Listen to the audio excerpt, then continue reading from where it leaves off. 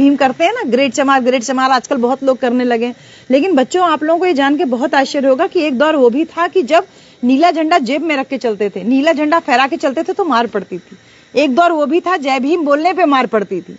तो ये जो मनोबल ऊंचा हुआ कि एक एक महीना जयंती जुलूस निकाल पा रहे हैं, ये बहुजन समाज पार्टी, बहन कुमारी मायावती और माननीय कांशीराम साहब की वजह से संभव हो पाया।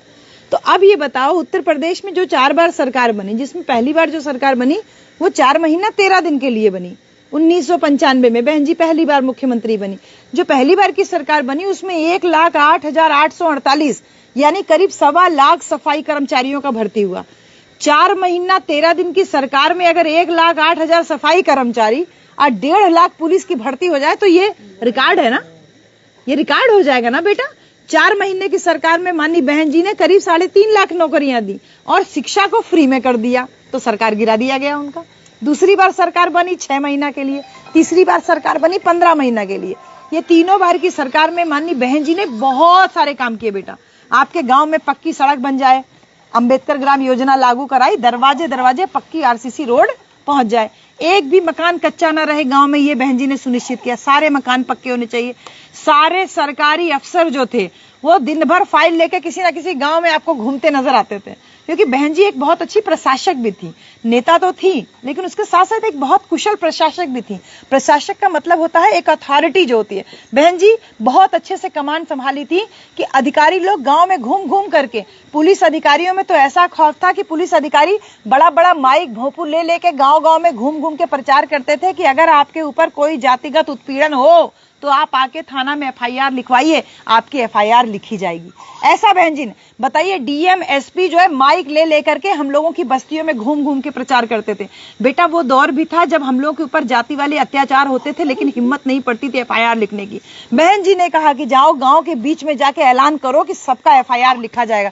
तब जो दलित उत्पीड़न के केसेस हैं वो रिपोर्ट होने लगे, और जब रिपोर्ट होने लगे तो जो अपराधी थे वो या तो जेल के अंदर हो गए या तो सब प्रदेश छोड़ के भाग गए। यानी पहली बार की सरकार में बहन जी ने कानून व्यवस्था एकदम चुस्त और दुरुस्त कर दी। तो ये 3 बार की सरकार माननीय बहन जी की थी, वो जो कुछ कुछ समय के लिए चली, इसमें बहन जी ने तमाम नए जिले बनाए। जैसे आजमगढ़ ये जिला है, बगल में अंबेडकर नगर जिला बना, बगल में आपका मऊ जिला बना, ऐसे तमाम जिले 33 जिला बनाए। हर जिले में एक एक medical college, engineering college, polytechnic college, inter college, B Ed BTC college, तमाम कॉलेज खुलवाया और सब में बच्चों के पढ़ने के लिए फ्री में एजुकेशन।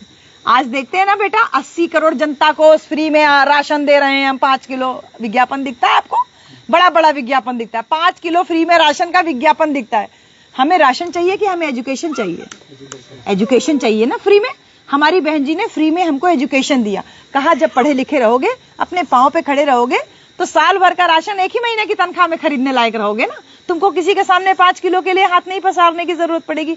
तो बहन जी ने अपनी सरकार में सबको फ्री में एजुकेशन दिया। सरकार गिर गई, लेकिन जब चौथी बार की सरकार बनी बच्चों, वो सरकार बनी पूरे 5 साल के लिए। और जब 5 साल के लिए सरकार बनी तो बहन जी ने ये कहा कि अब मेरे मन में जो थोड़ा सा डर था कि कहीं मेरी सरकार गिरा न दी जाए, जो चौथी बार की सरकार थी वो पूरी बहुमत की सरकार थी, तो बहन जी ने कहा पूरी बहुमत की सरकार है, अब मेरी सरकार को कोई गिरा नहीं सकता है। तो अब मैंने जो फैसले सोचे हैं जनता के हित के लिए, समाज की भलाई के लिए, उत्तर प्रदेश के विकास के लिए, एक मॉडल बनाने के लिए, ये सारे फैसले, ये सारे कार्य मैं अब इस सरकार में कर सकती हूँ। और बहन जी ने कुर्सी संभालते ही 5.5 लाख बैकलॉग भर्तियां, एससी, ओबीसी, माइनॉरिटी समाज की तमाम भर्तियां खाली पड़ी थी, लेकिन कोई सरकार उन भर्तियों को कर नहीं रही थी। बहन जी ने कहा 3 महीना के अंदर 5.5 लाख भर्ती निकली है, समूह गा और घा की, कहा सारी भर्तियां पूरी करो। हड़कंप मच गया। अब जल्दी जल्दी में विज्ञापन निकाला गया, जल्दी जल्दी कहीं इंटरव्यू, कहीं रिटर्न, कहीं कुछ, फटाफट करके 5.5 लोगों को नौकरी मिली। इसके साथ 69,000, 72,000, करीब 2.5 लाख टीचरों की भर्ती। और बहन जी जो medical college, engineering college, B Ed BTC college, तमाम कॉलेज जो खुले थे, इनमें भी तो नौकरियां निकली ना, इनमें भी तो डॉक्टर, इंजीनियर, प्रोफेसर भर्ती हुए। तो कुल मिला के बहन जी की सरकार में 12.5 लाख नौकरियां, ये रिकॉर्ड है आज तक का बेटा। पूरे देश भर की किसी भी प्रांत की कोई भी सरकार आज तक इतने बड़े पैमाने पर नौकरी नहीं दे पाई। और हमारी बहन जी को लोग क्या कह करके बोलते हैं, उनका डाउन करने की क्रेडिट जो है उनको डाउन करने की कोशिश करती है। अरे बहन जी तो बाहर नहीं करती, बहन जी तो कुछ बोलती नहीं, मेरी बहन जी ने 12.5 लाख आप लोगों को नौकरी दी है बेटा। आपके गांव में भी एक आध सफाई कर्मचारी, एक आध 2 टीचर होंगे, एक आध पुलिस होंगे हर गांव में। अब हर गांव में मिलते हैं।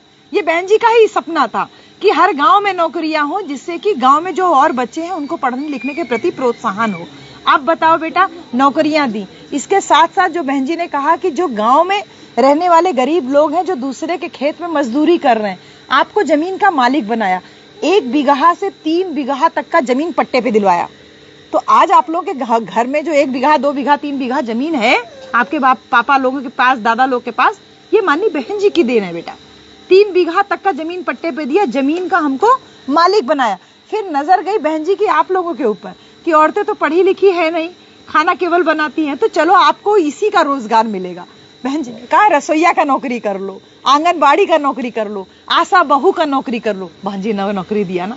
औरतों को भी 2500 से 3000 रुपए महीना वेतन मालिक बना दिया। बहन जी ने देखा कि आदमी तो दारू पी के सो रहा है, तो औरत अगर नौकरी करेगी तो कम से कम परिवार संभालेगी। तो आपकी तरफ भी नौकरी के लिए दिमाग गया। और बच्चों, आप लोग ने कहा चाहे जो पढ़ाई करो, चाहे डॉक्टर बनो, इंजीनियर बनो, बीएड बीटीसी करो, नर्सिंग करो, इंटर पढ़ो, बीए करो, बीकॉम करो, बीएससी करो, कुछ भी पढ़ाई करो, एक भी फीस नहीं देना है। सारा एजुकेशन बहन जी ने फ्री में कर दिया। इसके साथ साथ कानून व्यवस्था को चुस्त और दुरुस्त कर दिया। बड़े बड़े रसूख वाले जो बड़े बड़े मवाली थे,